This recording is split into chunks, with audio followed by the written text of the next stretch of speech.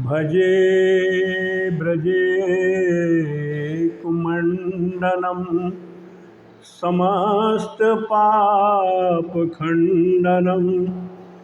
सुभक्तचेतरञ्जनं सदैव नन्दनन्दनं सुपेच्छगोच्छमस्तकं सुनादवेणुहास्तकम् अनङ्गरङ्गसागरं नमामि कृष्णनागरं नमामि कृष्णनागरं नमामि कृष्णनागरम। सभी भगवत सुधी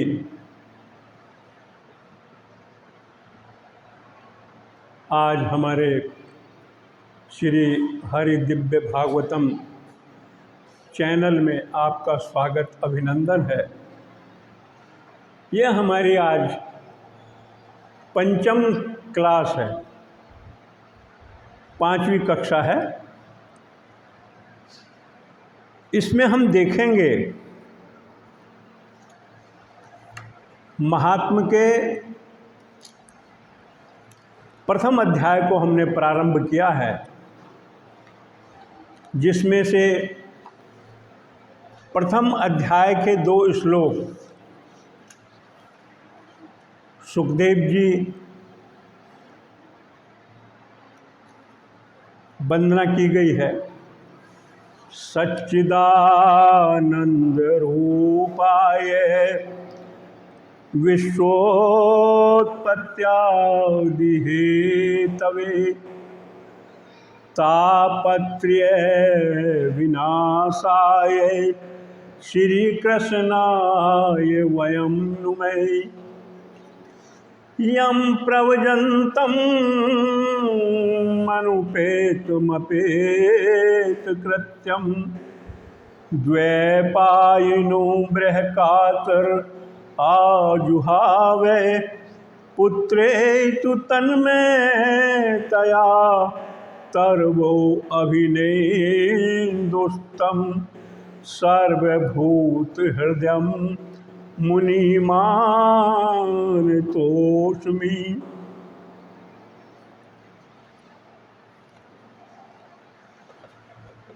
उनकी वंदना स्तुति करने के उपरांत द्वापर के अंत में 88,000 मुनियों ने विचार किया कि हम दीर्घ काल सत्संग और कथाओं का श्रवण करें,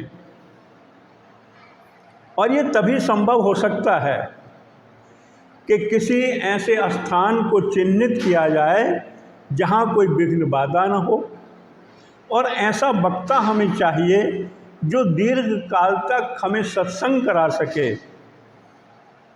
वो वक्ता जो हमारे सदग्रंथ हैं, आर्ष ग्रंथ हैं, उनका भी विशेषज्ञ हो, भली प्रकार से जानता हो, और हम दीर्घ जीवी हों ताकि 1000 वर्ष तक हम सत्संग कर सकें। 88,000 मुनियों ने सीधे जाकर के ब्रह्मा जी से पूछा कि आप हमें ऐसा स्थान बताइए जहाँ हम निर्विघ्नता पूर्वक सत्संग कर सकें, तथा उन ऋषि प्रवर का नाम भी सुझाएं जो हमें कथामृत का पान करा सके। तब ब्रह्मा जी ने एक चक्र भेजा और कहा, यह चक्र जहाँ जा रहा है आप इसके पीछे पीछे जाइए, और जहाँ जाकर ये रुक जाए वही स्थल कथा श्रवण के लिए, सत्संग के लिए सुंदर होगा।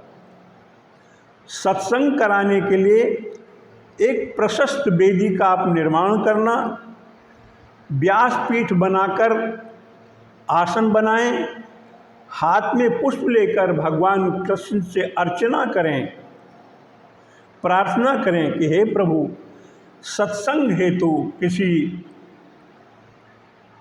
महापुरुष को भेजें जो कथा कहने में निष्णात हो, प्रख्यात हो, तो वो किसी वक्ता को, किसी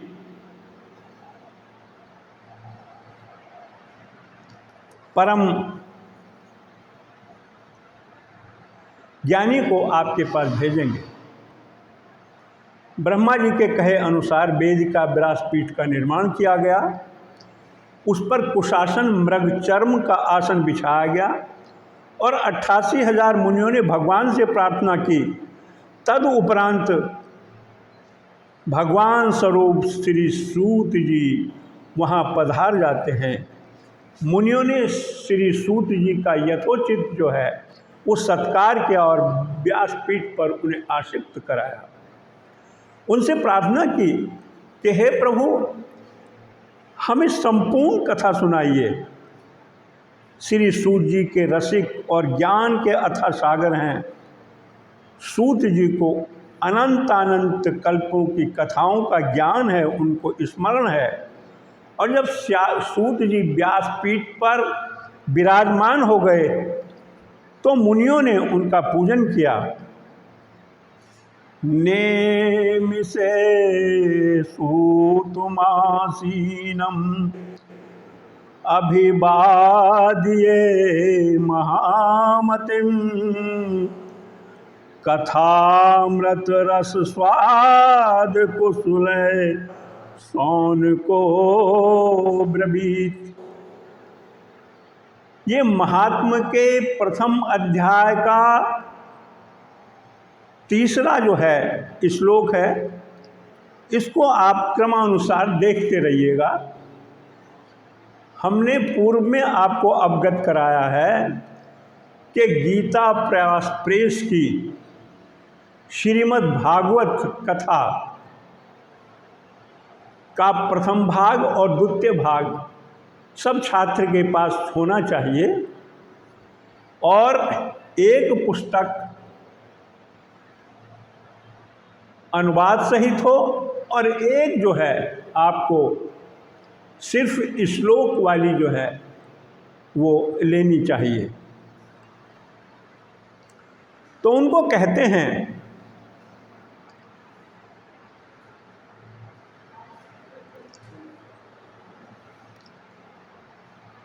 भगवान का एक नाम महामने भी है।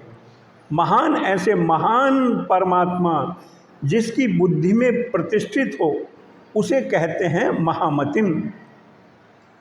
अतः नैमिषारण्य की पावन भूमि है और वहाँ पर भागवत शुरू कथा होने जा रही है।